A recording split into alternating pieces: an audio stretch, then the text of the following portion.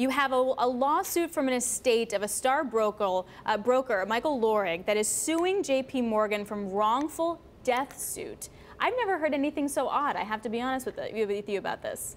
I was surprised as well. One of the things that made me think of is that in this era of many Me Too cases coming out of the darkness, we've realized that a lot of things are settled by the banks and other corporations in arbitration and under NDA agreements and settlements that you never see. But this is a full-on lawsuit where the estate is saying, accusing the bank of basically firing him or forcing him to retire because of the fact that he was unable to work and had mental illness and depression. This is a tragic story, no matter how it all plays out. I mean, this man has died, which is very, very sad. At the same time, he had had troubles, it appears, for some time. He'd been on short-term medical disability, then long-term medical disability. It looks at least like JPMorgan tried to work with him.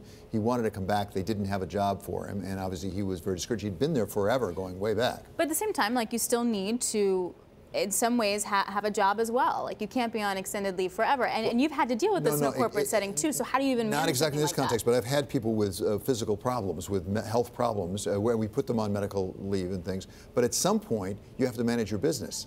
I mean, the fact that you're sick doesn't mean you have a job in perpetuity automatically. Right. And often, and it's understandable, the individual involved, their families believe, in fact, they should have tenure, essentially, if they're sick. But if you're a manager, you don't have that option. You have to handle it with some care, with some tact. You have to support the family as best you can. But at some point, the company has to move on. Unless you're in Congress, and I think then... Well, Congress is a different whole, then so it doesn't ways, have a job right? in perpetuity with that. Okay.